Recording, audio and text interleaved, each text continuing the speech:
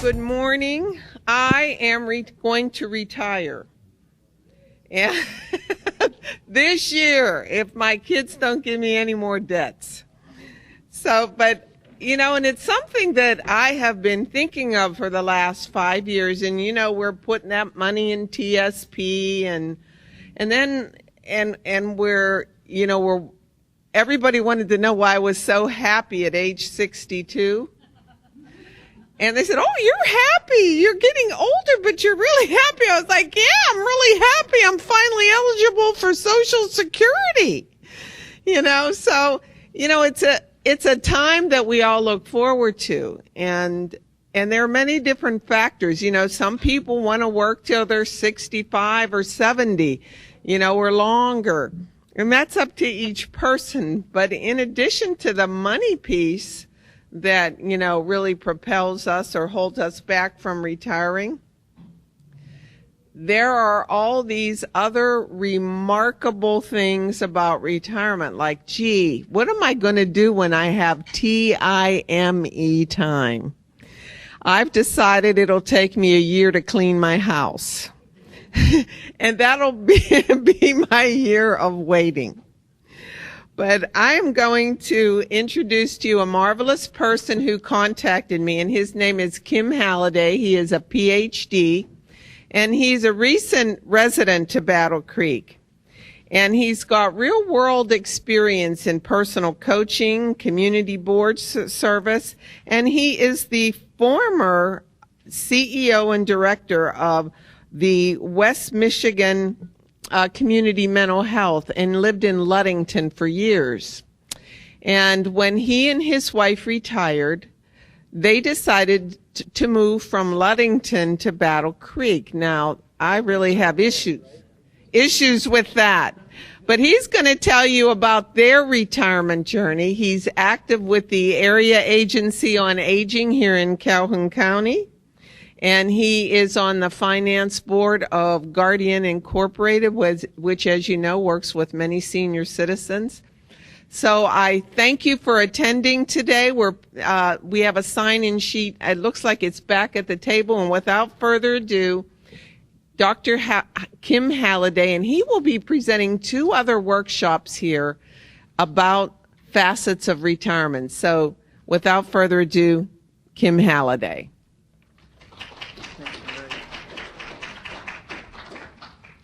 I really appreciate the opportunity to talk with you today. And what we're going to do is talk about the factors that those who have retired, those who have reached that point in their life, tell us are... Does this work as well? Yeah. Oh, okay. Whichever one okay. You prefer. Sure. The factors that... Is this working? Can you hear me? Maybe I need to turn it on, too. Testing. I met earlier today with Liberty, who helped set this up, and I told her that one of the hardest things about adjusting to retirement is not having the technical experts around when you're on your own, when there's a computer glitch, you're trying to get a PowerPoint presentation ready, and I guess I just demonstrated my lack of skill in that regard. What I hope to do today is to provide an overview of a discussion that will continue. I think we have sessions set in late May and also in June. And this is going to be an overview, and then we will dig a little bit more deeply into some of the areas that we talked about. My desire today is not to provide great wisdom in a magical solution to what lies ahead for you. Rather, I will consider this a successful experience if I somehow ignite the desire to have a conversation with yourself about this important part of your life that looms. And also, hopefully, will provide a bit of a focus regarding that conversation. Because I think it is important that you do think about this, understand the dynamics that are at play, and create the opportunity to turn this phase of your life into an exciting, positive phase phase of life, and hopefully we'll get some ideas as to how you might be able to do that. We're going to be talking about successful retirement and positive aging. Its general focus is going to be on that period between approximately 55 and 70. That's when most people retire. That's when they make that transition to that next phase of their life. And ideally, those who are successful begin that transition, at least mentally, well before the age of 55. And if you haven't, it's never too late to be thinking about that. Retirement in positive aging is like it's like those areas that of life that we know are important, but we never do much about, like long-term care insurance or getting wills together, whatever it may be. We know it's important, but we never get around to it. And hopefully this will encourage you to get around to having some of these discussions with yourself and those that are close to you. We're going to be moving along pretty quickly. This is more of a general introduction to some of the issues that are important to consider, and then we'll spend a little bit more time in the next sessions going down deeply. What I will be getting to, there are about 11 critical attributes that the research is telling us is important in successful retirement. We're going to go over what those are. I'm going to ask you, not formally in any way, but I'm going to encourage you to think about where am I at personally relative to each of those attributes, and if I'm not where I want to be, what am I going to do to get there? Because they're going to, these we'll discover are important. People have told us these things are important, and hopefully you'll find yourself just ready to do wonderfully in your preparation. You're probably not totally prepared. No one really is. No one's ever scored 100% on any of this. So, my background is, as Mary suggested, I have a background in social work. I did my experience with the federal government. I was a social work officer early in my professional career, so I was in the Army for 4 years, and 3 years actually. I don't know where that fourth year came from. 3 years, and I was stationed in Pennsylvania and down in Atlanta many years ago. So I do have some experience dealing with the environment that you're kind of working in. I know being active military is a little bit different than here. I grew up in Battle Creek, as did my wife. I'm a Harper Creek Beaver. Jeannie is a St. Philip grad, and as Mary mentioned, we moved back to Battle Creek after our career in Ludington. I have two sons. One is still in college and graduate school, and another is living in Vermont. He's a teacher. So we have and we have 3 grandkids. And by the way, I just got back. I'd recommend this. This is something that we just enjoyed. My wife and I spent 8 days with our 12-year-old granddaughter, just the 3 of us, on a trip, and she got to pick where.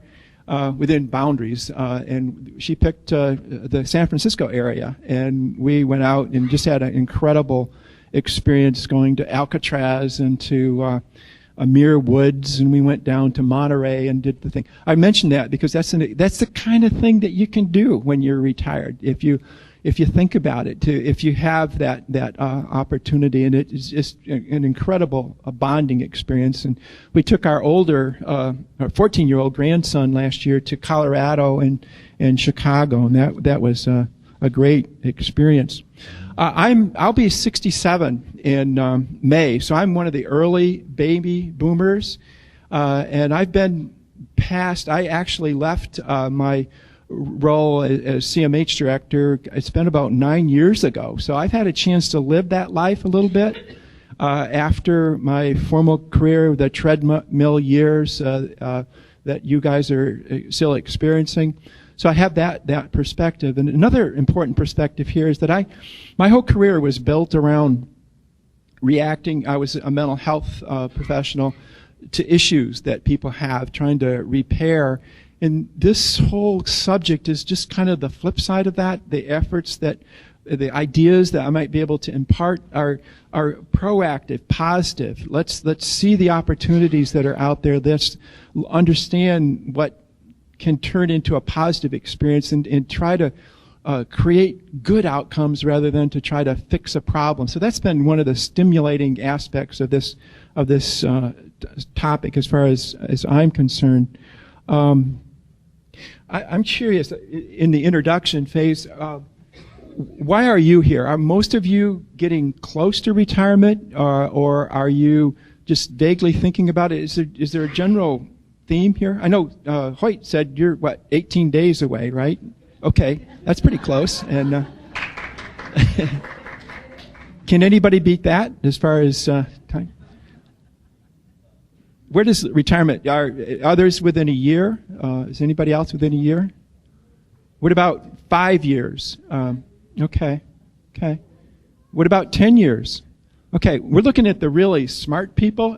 Not that you guys are dumb or anything like that, but the sooner that we can prepare for this phase of life, the better, actually. And we sort of have messages that tell us that's not a good thing, that we're supposed to just focus on what the employer wants, and in that phase of your life, you just kind of pretend it's not there. But those who do spend time thinking about it and preparing, and there are a lot of ways to prepare that we'll go over, I think you really need to applaud.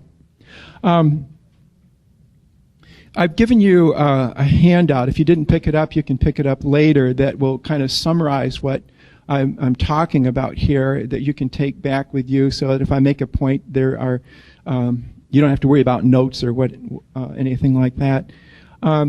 Some of the intended takeaways that I have for this session, the first one is that I hope you'll walk away with an elevated commitment to yourself to better prepare for life beyond your primary employment career.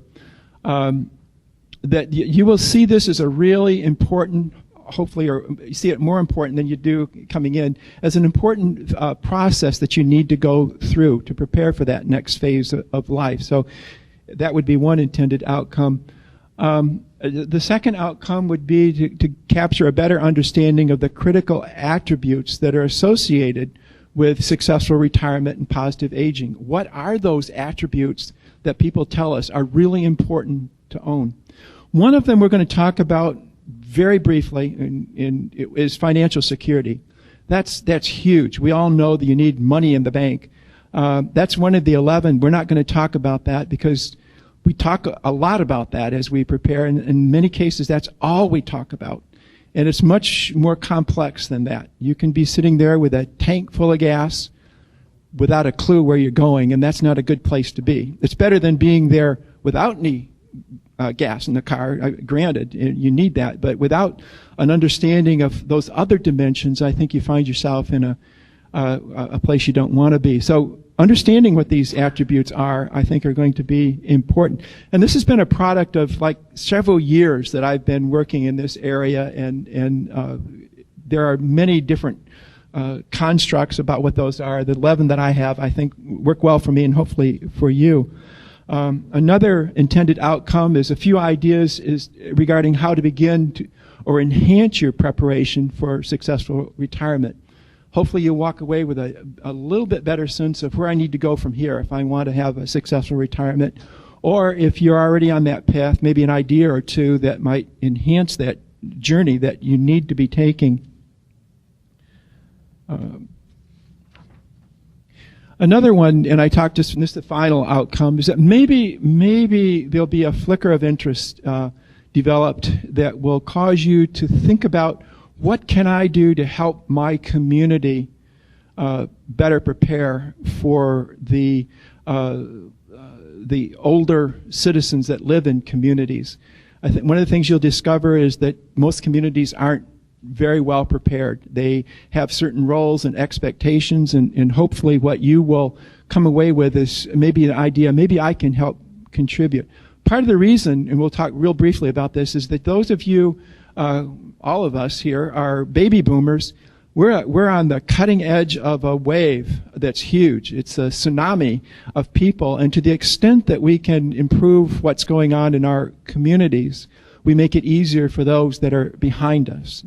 So we have a responsibility to ourselves and I think to others that follow. So maybe there'll be, I don't know specifically what that would be, but there may be some things that you can do.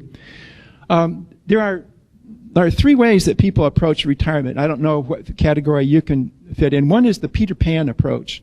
That is denial. I'm always going to be young. I don't have to worry about that. It's not going to happen to me. That's probably not a real good approach. And there will be a lot of messages out there that will make you comfortable with the Peter Pan approach because aging is not a good thing. That's how it's viewed generally in our society. But that approach of denial leads usually to some pretty bad results. The other approach is this gleeful, I can't wait to get out of here. My life is going to be awesome. I'm not going to plan or anything. I'm just going to get out of here and then everything will be wonderful. That's not a good approach either. The in-between approach is one where you understand that this is going to happen and you try to approach it realistically. Make informed decisions about what is right for you, and go through a difficult process. So denial is a bad thing. Taking the attitude that it's going to work out no matter what I do is a bad thing. It's going to require a little bit, actually a lot of hard work and self-analysis, and that's where I hope that you will choose to go. And hopefully you'll have some better ideas of what that analysis and what you may need to be looking at. Part of the reason that this is so important is that let's look at some of the questions that you're going to have to answer as you move into that retirement phase. And I've listed about 10 or 12 questions, but I do this so that these are huge. These are really important questions that are going to be answered some way or another. You can allow others to answer them for you, or you can accept the fact that these are real issues that you're going to have to deal with and be part of the decision. On the handout that you will all grab, all of these are on there, all these questions, so you don't need to write them down unless you want. I mean, you can, certainly. But one of the questions is, what is my vision of life after I retire? Have you thought about it? Do you really have a good sense other than the federal centers in the rearview mirror? I mean, that's part of that future. But if it's like, what really is going to go on? Another question is, how do I want to spend my time in retirement? We think about golf, we think about sewing projects, but those kind of become not so wonderful shortly unless you think of the fact that you live 168 hours a week and 7 days in that week and 30 days in a month, etc. You need to be thinking in terms of how am I going to spend my time. Another question: where do I want to live? Do I want to live where I currently live? Do I want to move? These are decisions that you're going to be making. How will I need to adapt my house if I'm going to stay there long term? Another question is, what interest do I want to pursue? Many of us have not engaged in outside interests too much because we're too busy doing our job, taking care of our families, and the activities that we want to and thought we should be engaged in, we don't have time for. And now you have that time, or at least the option for having that time. What do I want to pursue? Do I want to continue work? Do I want to start a business? Will I be a volunteer? What are my plans? If you have some ideas about what you want to do, what are your plans? What specifically do you plan to do to realize your retirement dreams? That's part of the reason that those of you who get started earlier are at an advantage. And I have to admit, I did not handle this particularly well. I was sort of probably that Peter Pan person in terms of it would all work out. It always had. Every job I'd ever interviewed for, I received an offer. I just thought that retirement would work out the same way. And it's a little bit more complex, as we'll discover. Will I be able to financially support my retirement vision? It's another question you're going to have to ask. But what sometimes is that we fail to do is that we don't have the vision. We just focus on being financially prepared. For what? if you don't know what you're going to do, you may be under-preparing or you may be over-preparing. And so it's you need to financially support it, but you also need that vision or that idea. This is an important one. How will I go about letting go of who I have been so that I can become who I hope to be? It's not a lot of mumbo-jumbo. Most of us, if you go to a social gathering, people eventually, as you talk or ask, what do you do? And if you don't do that anymore, many of us are kind of stymied as to how to respond. You're going to become a new and different person. And if 10 years from now, someone asks you that question, you say, well, I used to work at the Federal Center and such a job. That's not a real good, you need to be more than what you used to be. And so are you going to be able to let go of that part of your life and move to a new phase of life? That's another important question. How will I recreate a sense of purpose and meaning that my job has provided over the years? Many of us define who we are and our purpose by what we do and the roles we play, the work that we do, or a role like a parent or a caregiver of other individuals. And when those roles change, if we haven't thought through what purpose we now have in life, it becomes a really difficult challenge for a lot of people. It's one that you're going to have to answer. And if, to the extent that you can be purposeful and planful in defining that, you're going to be in a better shape. Another question, how will I identify, or how will I create a new sense of identity after my primary career comes to an end? Who am I? You know, you have status, you have, you can identify, and if that goes away, your work career, then you have to come up with a new identity. It sounds kind of trite in a way until you're in that situation. And when you go to, I know this was hard for me, the first few social engagements that I went to, trying to define, well, who am I now? Because you've always like, well, I'm the CMH director here in town, or I'm a teacher, or you know, I'm a plumber, or whatever it is. Now you're something else. This is huge, this next one. How will retirement impact the relationship I have with my life partner? Are we in harmony regarding our hopes and dreams and plans for retirement life? Have you even talked to your life partner seriously about this next phase of life? Have you kind of planned together in terms of what that world would look like? Because you can create your own. First of all, most of us don't create anything, but when we do, we kind of think about what's going on in our own mind. But if you have a life partner that you plan, or are fortunate enough to be able to move forward into this phase with, then being on the same page is going to be critical, and having that difficult and challenging discussion is going to be important. How will other members of my family and friends fit into my retirement life, and how will I fit into their lives? Another important question that you're going to have to answer, and thinking before the fact rather than afterwards, I think is just really an important. So those are the several questions and why I think this whole area is important. Those are going to get answered, every one of them. There are tons of other questions too that are out there. But I would propose that those that take the time to be planful and proactive are going to do much better in answering these questions. And again, going back to that Peter Pan approach, just pretending it's not going to happen doesn't help, or just naively stumbling into the next phase of your life isn't going to lead to good resolutions of these questions. It's going to take a little bit of work. I'm going to throw some numbers up here, and what I want to do, this is a memory test. I'm going to give you 30 seconds to look at this, then there'll be an exam. Just kidding. These are some numbers that I think are relevant to you about retirement. I'll go through these quickly, and I have them listed on the handout too. 70 million, that's the number of new retirees that will emerge in the United States in the next 15 years. 70 million people will be where, and you'll be among that group. 10,000, that's how many people retire every day on average in the United States. 1881, that's a date in history, and that was when Germany, when it was going through its consolidation effort to create the German nation, as part of that process, created a German version of a Social Security program, and through Bismarck was the chancellor then. One is the percent of people, and initially 70, later 65 was established as the retirement age.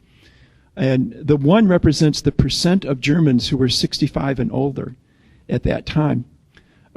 It was designed for many reasons, but one is something that was very affordable. We can take care of 1% of our population. 13.5, that's the percent of Americans today who are 65 and older. So we developed this sense of retirement from the roots go back to the German system based on a premise that a very small percentage of the population is actually going to be at that 65 and older, when the reality is it's 13.5. 20 is the percentage of Americans who will be 65 and older in the year 2030. So that number is growing dramatically, and we have all kinds of issues associated with that.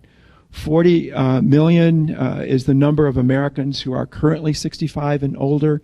88.5 million is the number of Americans who will be 65 and older in the year 2050. Just throwing out wild numbers here, but you get a sense of we're seeing a huge change in the demographics.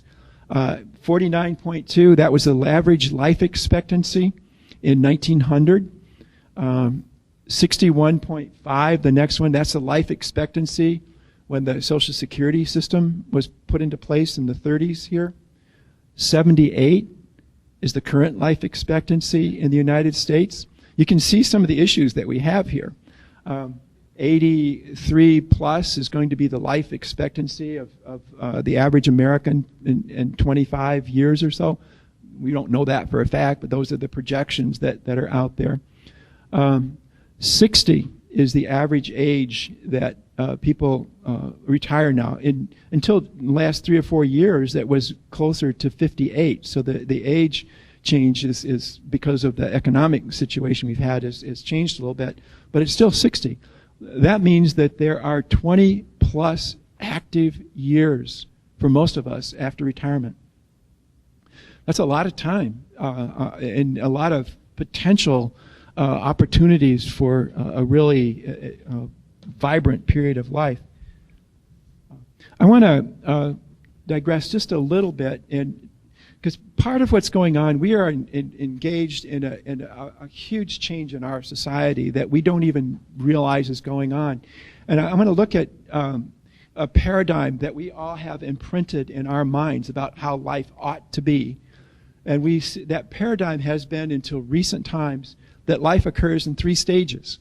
There's the springtime, which is that period probably to 21, 23, when we're sort of getting ready for life. We're growing physically and mentally, and we're preparing for our professional careers, which then prepares us for that long period of time from, say, 20 to 60, which is the summertime of our life. That's the active time. That's when we work and have families and whatever. And the assumption kind of built into this, because this is the way life unfolded until very recently, is that we moved into the winter stage. Now, there are exceptions to this, obviously, that some people were very vibrant, but that was generally what happened, particularly when we were an agricultural society and when brawn was really more important than knowledge as far as being successful. And these messages are imprinted in your brain. In society's brain, we generally out there, you'll discover that once you're through your summer phase, that you've really kind of stumbled into that winter phase. The reality is that this is changing dramatically because of the numbers.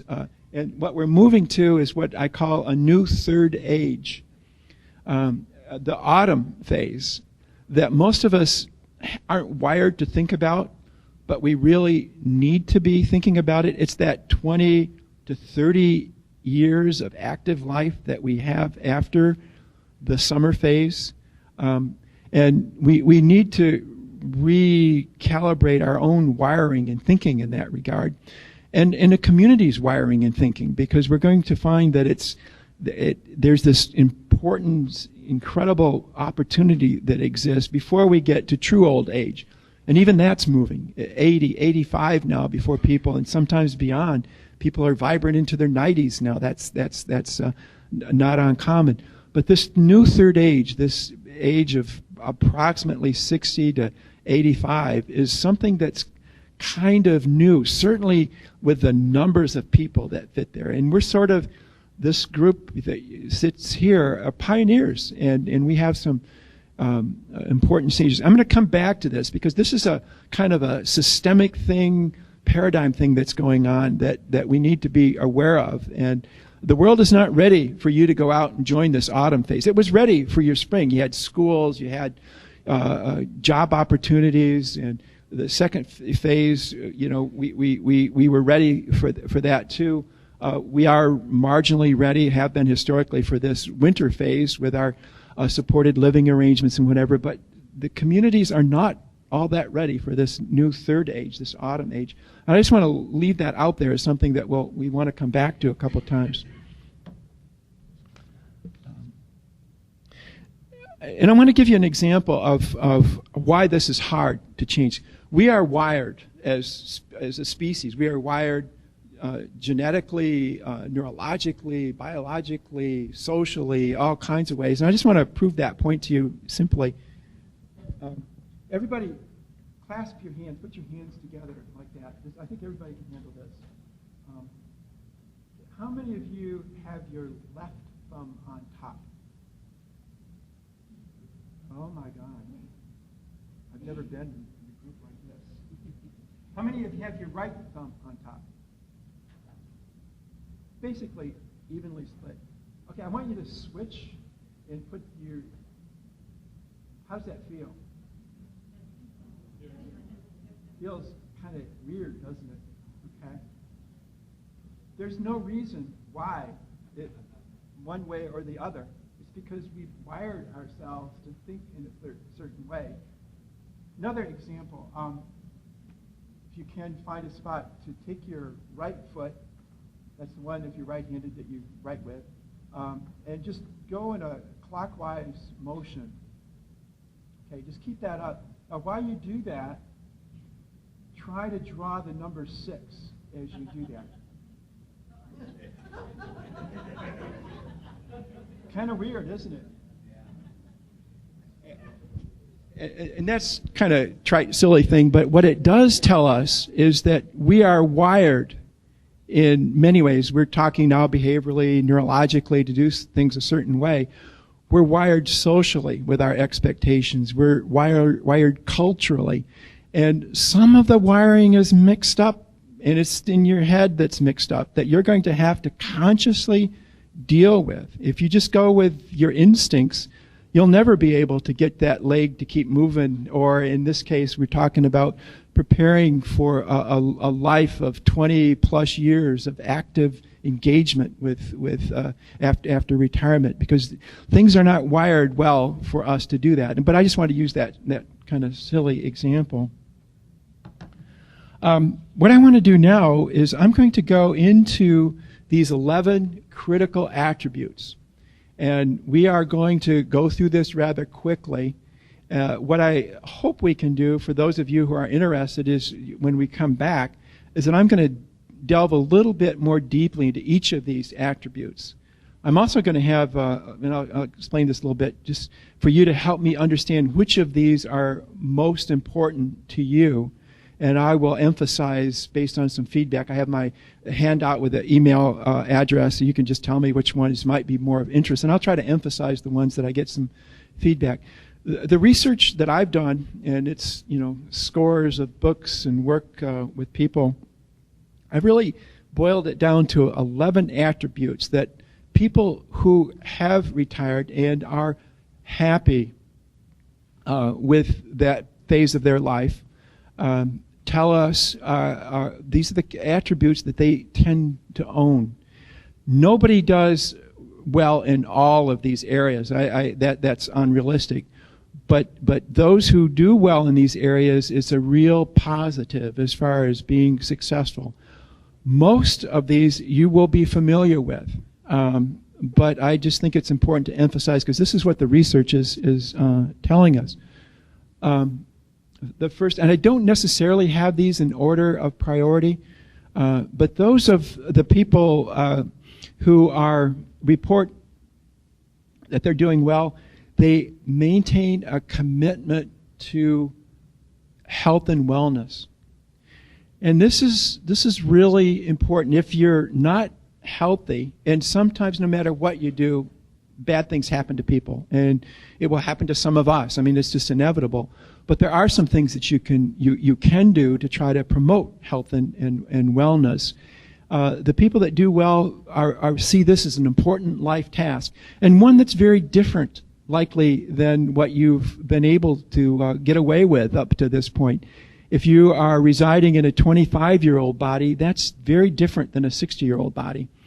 And you may have to make some adaptations. For example, the things you eat, the habits that you have, the exercise in which you engage. There are some things that are going to need adjustment if you want to maintain your health and wellness. And this becomes particularly important for those of us who will encounter a disease or an illness or an injury that's going to require. But maintaining that focus and understanding that it's a little bit different now. In fact, it's a lot different maybe than it was when you're younger. That's critical. Without health and wellness, it's going to be challenging.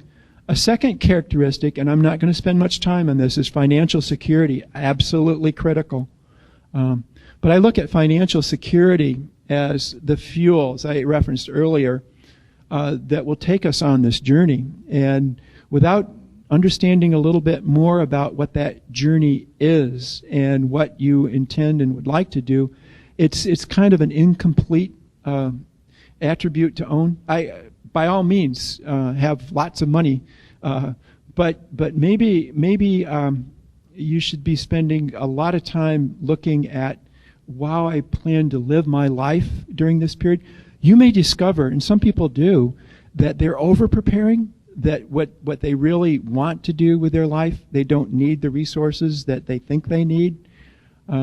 We've had experiences where people have $5 million available, and it's still not enough. Another person with maybe $20,000 available, and that's plenty. It depends. I'm assuming there must be some retirement benefits coming as well, a pension or something. But it depends on the individual. Very critical, but see this as part of a bigger picture. This also speaks to the importance of starting as early as you can, because if you're 62, or in Hoyt's case, 18 days, if you think, oh, God, I just have money too, it's probably not a good time to realize that. We need to be thinking about this a little bit sooner. And all of these characteristics we're going to talk about, these attributes, the sooner that you can be all over them, the better in terms of being ready for that phase of your life.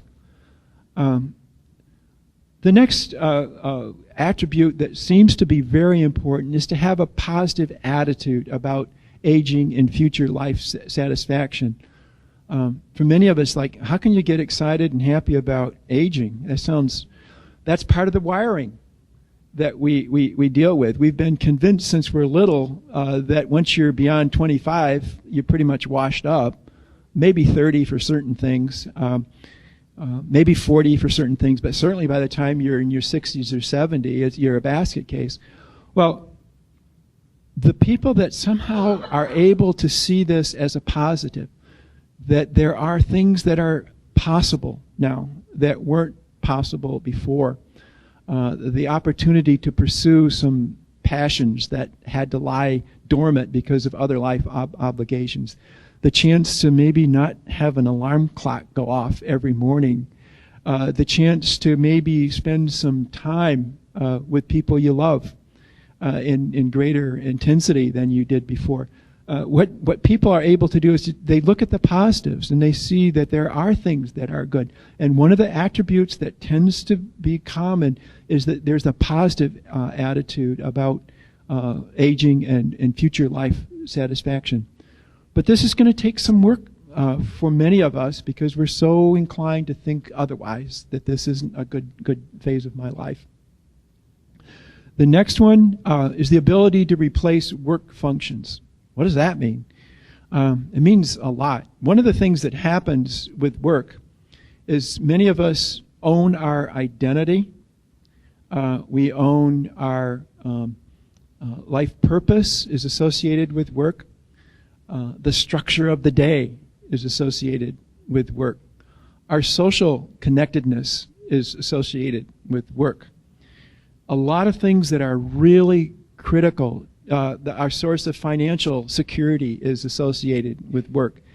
When work goes away, and eventually it will for all of us, the people that do better in retirement are those who are able to replace these life functions, to create a new sense of personal identity, personal utility, purpose. The individuals that are able to establish a new daily structure, a routine. The people that are able to find new sources of social supports. You can see where I'm going with this.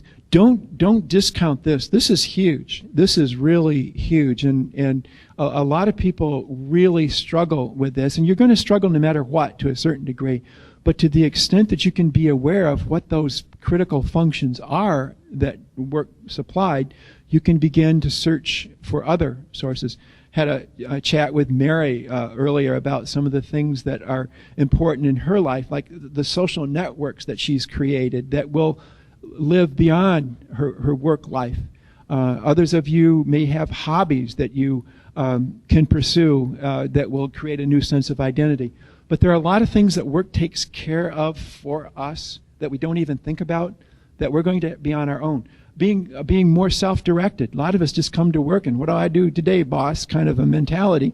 Well, when there isn't a boss to tell you what to do or a structure or a job description, and you're going to have to create your own, for a lot of people that's a really difficult transition. So those people that can replace work functions do better in retirement and they age more positively. This is huge, and I referenced it early. Those that do well in retirement, if they are in a situation in their life where there is a life partner, that they are able to maintain or recreate harmony and compatibility with that life partner. You find yourself, or you create a way to be on that same page. And this is really in my clinical work. And my background, I mentioned, is social work. I did a lot of counseling over the years. The two areas where couples really struggled were at the empty nest period, when that relationship had to be redefined because that other individual, that child, was no longer there, was a very difficult transition. Retirement is another really difficult transition. A lot of times people wake up and realize, I don't know this person that's lying next to me. We've been so busy with our lives that we really haven't paid attention to each other and how we've evolved and what's important. And so finding this ability, this compatibility is critical, because you're going to have to make a lot of huge decisions together, like big decisions. Where are we going to live? How much independence are we going to give to each other? You have little decisions that are critical that become big if you don't deal with them, like how are we going to handle household chores 24/7? We had it worked out before, but now we're together all the time, and who's going to do what, and what are the standards for what those jobs are, and those kinds of issues are really critical. So finding and maintaining and recreating compatibility with one's life partner is important. And part of this I want to also emphasize is one of the realities of getting older is people die, candidly. And while we need to be on the same page with our critical, our life partner, we also need to accept the fact that may not be our fate forever. And we don't want to be so bound together as we approach this phase of life that we can't imagine that there would be life without that other person. I always remember when this first hit me, this was about, thank God it was a long time ago, my wife was diagnosed with breast cancer, I think it was about 1996. And it was very serious. And she ended up with surgery, stem cell transplants, all kinds of stuff. It was not a good situation. It occurred to us then that our lives had been so involved with our work and our kids that we were each other's life socially.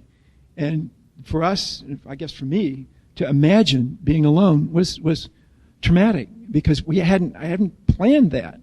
We hadn't thought about that possibility. I remember thinking how there's a phase in your life when you look at young people getting started in life and you're maybe a little tinge of jealousy, because those were good times for many of us. I remember almost immediately looking at an older couple together thinking that generated some strong feelings, because we thought maybe we would never enjoy that phase of our life. So I don't want to be morbid, but when you plan and work together, keep that possibility in mind too, so that you don't get so tied up into each other that reality you can't face that reality. And that's just being respectful of each other. And so this is an important one. Another thing that people tell us is that they need deeply rewarding interpersonal relationships and social support systems. That's critical. We're social creatures, and we need to find ways to engage in this, whether that's through your church, through whatever activity. Again, many of us enjoyed that through our work. Sometimes we didn't enjoy it because some of the people we worked with weren't perfect in our minds, or we probably weren't perfect in their minds either. But we did have social support systems. And when that's missing, finding these are going to be critical in retirement. Another one is the ability to be flexible and resilient and adaptable. Being that old curmudgeon who, this is the way it's going to be, I'm never going to change. Those people don't do well. It's the people that are, hey, I'm going to check out this Facebook thing or Twitter or look at things that are happening. Let's learn a little bit more about the Ukrainian situation. I'm just giving examples to stay in touch with what's going on in the world and being willing to make some adjustments. You have belief systems, certainly, but maybe evidence is going to point you in another direction. Allow that to happen. Just because that's what you learned back in 63 or 75 doesn't mean it's still true. The people that are able to be flexible, resilient, and adaptable to an ever-evolving world that we live in do better in retirement. Another one, ability to engage in rewarding, enjoyable, and re-energizing leisure activities. Well, many of us think, well, that's what retirement is going to be, one big leisure activity. I'm going to golf or sew or whatever. No, that's part of it. But we need to be thinking that we need to be, leisure requires us to kind of regroup and to get away from the routine. And if the routine is 24/7 just messing around, that will wear out real quickly. And of people who thought that they would golf 8 days a week or whatever they might do, get tired of that real quickly because they haven't really put into balance that you need to get away from what you do every day and do something different to reinvigorate. So the people that do well in retirement are able to find activities so that they can regroup, and what that means to you is going to vary. Some people think that another problem that emerges with some folks is, well, I know what I'm going to do. I'm going to get into mountain climbing finally, because that's what I've always wanted to do. And you may discover that I'm not interested in that anymore, or I may discover that I can't do that anymore. So as you think about your leisure activities, you need to bring that in. You need to discover your passions, but you also need to be up to date with what it is that you want to do now, because it may have changed, or what you can do now, because that may have changed as well. But people who do well tell us that this is an important part of to find re-energizing leisure activities. And I've kind of referenced this before, but I want to hit it hard. Lifelong learning. Back to wiring. Our wiring is that it's during that spring phase of life that we get all the learning, and after that we just sort of float. Maybe there'll be opportunities like this, or you're continuing ed from time to time. But once I have my degrees or whatever, I'm done. Well, the people that do well continue in retirement, continue to learn. And we have incredible tools now with the internet and with libraries we've had for a long time, but with community college, adult learning opportunities, in so many small ways. Keeping active, trying to continue to learn and grow and get smarter regarding the world that you live in and the world that's emerging is really, really important. Too many people go into a cave, and I want to turn the lights off in 2014, and that's the way it's always going to be. Some of us turned it off in 1980 and think that's always the way it ought to be too. But to the extent you turn the lights off, you're making it harder to be successful as you move forward in life. This is important as well, to possess a deep personal awareness of who you are as a person. What are your values?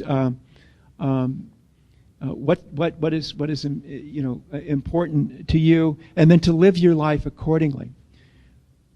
For a number of years, I taught a course for Central Michigan University on personal mental health, and one of the most memorable parts of this, through some process, I don't remember how we got there, we had an exercise in personal mental health and trying to define what's important in my life.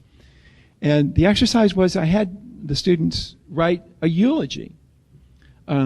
At some future point, we made it like 95 or 100, something like that, gave everybody a long life, to have a eulogy that they would write about themselves and to tell the audience at the funeral or the congregation what it is that you would like someone to say about you. 125, 150 times I did this. I never had one eulogy that referenced anything material. I never had one that talked about possessions or trips that I took or money that I had in the bank. When it got right down to asking the fundamental question of what's really important in your life and what would you like to have others think of you at this moment, it was all about relationships with other people. It was about it was hopeful that those that were close to them, family members and friends, would have had deep personal bonding with that individual. For others, the other major area was that with their spiritual life, that they lived their life through actions, not just saying I believe something, that they actually lived their life and consistent with their beliefs. And that to me was always a stunning thing, because it really got right to the core of what's important. What's my purpose in life? And so often we get confused by that because we think of big things when the really important things are probably sitting in the living room with you, or a phone call away, or whatever. And I say that because a lot of you folks, professional people, and you get this mindset that to do something important, a purpose, it has to be big. It doesn't have to be big. It can be little.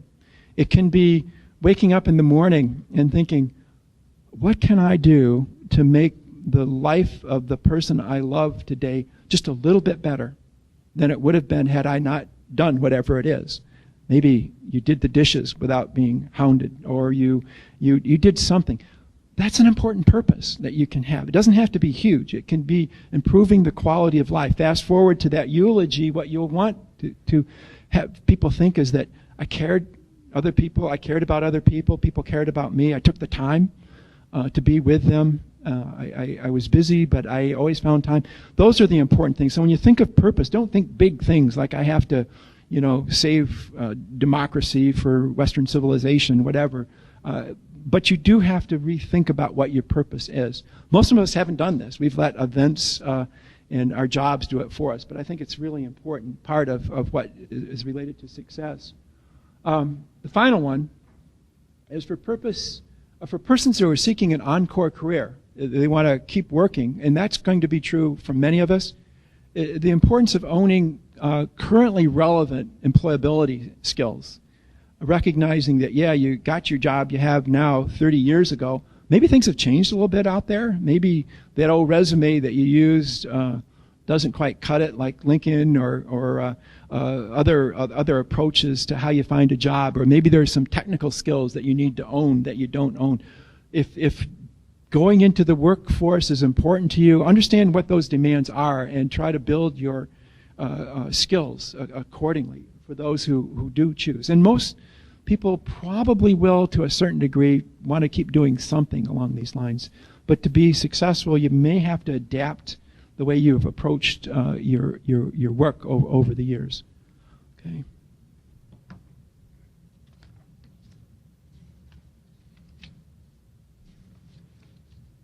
Good news, I'm getting near the end here, so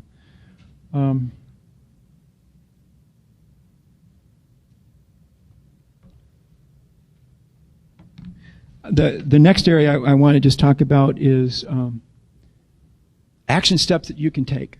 I want to give you something tangible, and again, these are in the handout. These are pretty simple. One is to bring the issue of aging and transitioning to life after retirement into the daylight of being a life reality you are going to experience. You personally are going to experience. This isn't something that someone else is going to have to deal with. You're going to have to deal with it. And just that realization, I think, is really the first step that you need to take. Most of us are in that Peter Pan mindset that getting old is what happens to other people. Well, it's going to happen to everybody eventually, at least as far as we know it is. So bringing it into consciousness. Another thing you can do is we started today, be informed about what are the attributes that are critical to success at that phase of life. What are they that it's important? The financial security, the health and wellness, finding harmony with a life partner. What are those issues that are important? And becoming knowledgeable. And the next one is to then be honest with yourself. Where am I? You know, how well prepared are we, my spouse and I, for this? Are there some changes I need to make in my habits and my exercise regimen or lack thereof, or eating habits? Is to look at your life in these different attributes and do an assessment. And if there's some things that need adjustment, if you want to have a successful retirement and age positively, those are the things you're going to have to do. It won't happen without some effort. Don't be afraid to ask assistance in the area, let's say, that you want an encore career. Well, maybe you need to talk with some people about maybe there's a SCORE program in our area. There are other resources that you can turn to for advice about how do I start a business. Or maybe for some of you it's going to be, we have some issues that we need to work on together, my spouse and I, if we're going to do well at this phase of our life, or whatever. Seeking assistance is okay. It really is, because you're talking 20, 25, 30 years of your life. For some folks, that's more time than you actually worked in your lifetime. So this is not an inconsequential period. This is important, too, about getting ready, and that is to dare to dream about the possibilities that lie ahead. This can be like reliving, in some ways, that excitement that you had post-high school, post-college, or during that period. What am I going to be when I grow up?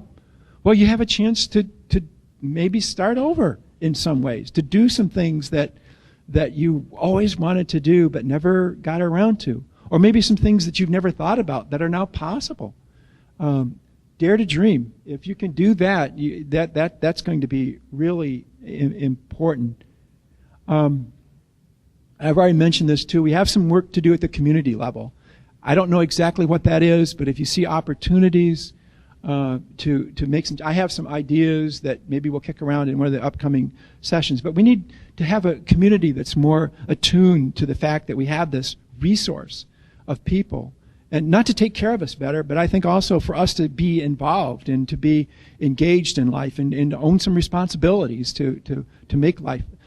Look at I can't imagine the talent that's right there, that 5 years or so will be moved out into that retirement phase. Don't throw that away. The community needs that talent. And it may not be the talent related to the job you do. It could be other things that you haven't been able to do. It could be reading to kids. It could be volunteering. It could, who knows? Don't just let it atrophy. But we have to find ways to make it easier to do.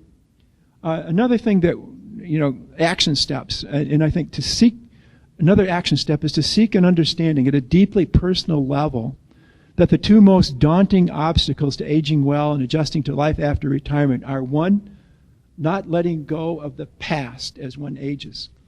Most people, this is number one, I think, is that we don't let ourselves move on to that next phase. Think of Tarzan if he didn't let go of the rope.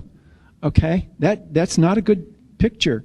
You're going to have to let go of the rope and move on to that next phase. So not letting go of who you were so that you can become who you wish to become is really important. The other thing that is the other major obstacle is allowing the outdated wiring in your mind to tell you what life should be like as an older adult, thus undermining the possibilities.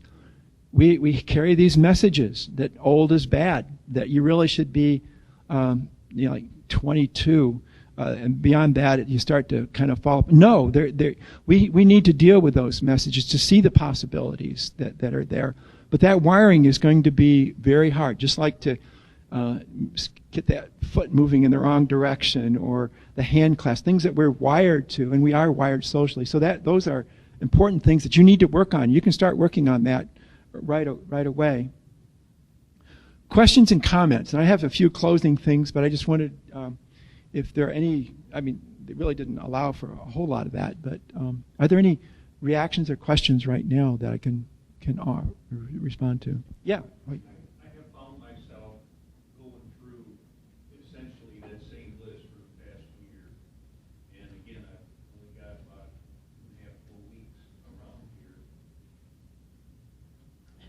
It's amazing. So I guess I'm not the only one that's thinking that way. Right. That's pretty much par for the course at what you should be thinking about. Absolutely. And the fact that you have been thinking about it puts you at a most of us will wait right to the last moment. Then you start realizing it's like having a huge fish on or something like that. You don't have a net large enough to land it. Now what do I do with this? But the fact that you have been thinking about it, and hopefully by being reminded of some of the things that are really important, it might get you focused a little bit better. Everybody's story is going to be different. Maybe everybody in this room who has a significant other, a partner, you've got it all worked out. Maybe some of you don't, and that's an area where you need to work, or one of the other areas. Maybe some of us need to deal with healthcare issues, or maybe some of us need to figure out a way to restructure the day that we just have allowed the job to. So we all have different issues, but it's trying to identify what are my issues and what am I going to do about it. So. Yeah, Mary. Kim, if you'd be kind enough to say what we're going to do in the next upcoming session, and if you please make sure you sign in, because I can send you the PowerPoint on email, and I can send to you electronically the handouts for the next classes. So there'll be 2 more. Let me go into what we'll be doing at the next sessions is we're going to go back to those 11 attributes, and we're going to delve into those a little bit more deeply and talk about some of the ways that you can prepare. Like, for example, there are a great little book on couples in retirement, and we'll talk about the 10 critical questions that spouses need to ask each other and deal with. And we'll do that in a variety. Not the financial area, because that would be a huge mistake for you to take any financial advice from me. But maybe in some of the other areas we might be able to give you some insight. So we're going to go through those 11 characteristics. The handout that I have has those identified, and which leads me to my homework assignment. First of all, the next class I think is on May 28th, the Wednesday, and then the other one is on the 25th of June. What I'm asking you to do by the 28th, and this will take 5 minutes, is to look through that list of those 11 characteristics or attributes, and help me know which ones might be more helpful to talk about next time. And I don't want you to reveal, like, I can't stand my husband or anything like that. But if and that, so I don't. it's a little awkward because you may feel like you might be revealing your issues. Well, if you have that issue, I can guarantee you some other people do as well. So I'm asking you to just let me know, are there some that you want me to hammer on a little bit harder than the others? The other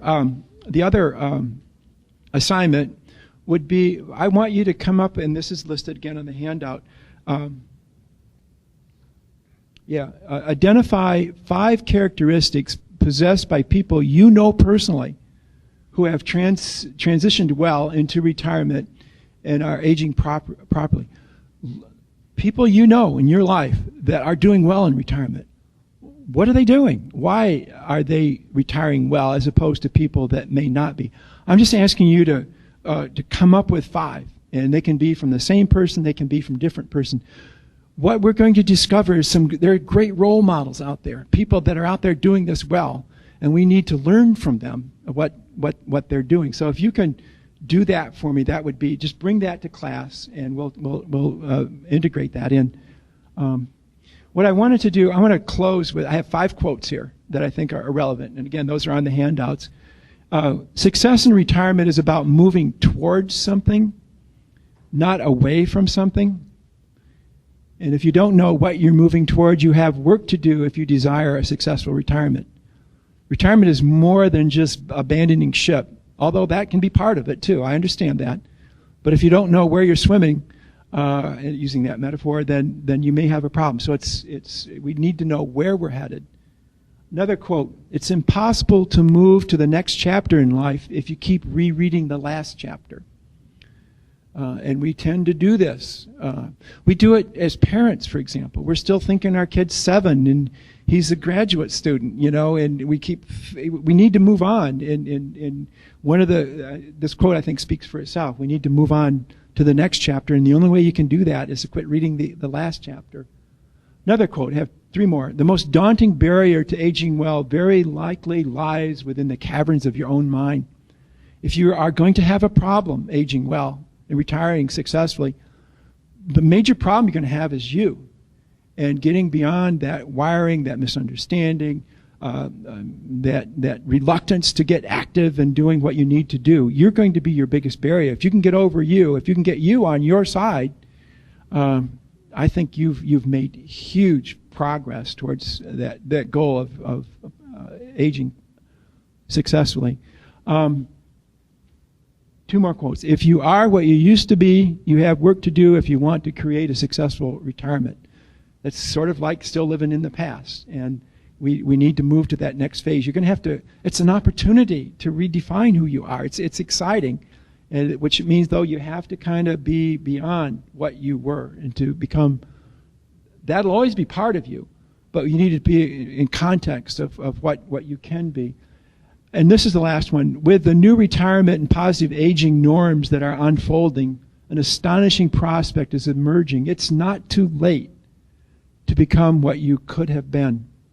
Now, if you wanted to be an Olympic swimmer, it maybe it's too late for that. There are a few things that we can't do, but with knowledge being the key today, not brawn and muscle, most of what you could have been, you can still be if you free yourself to become that.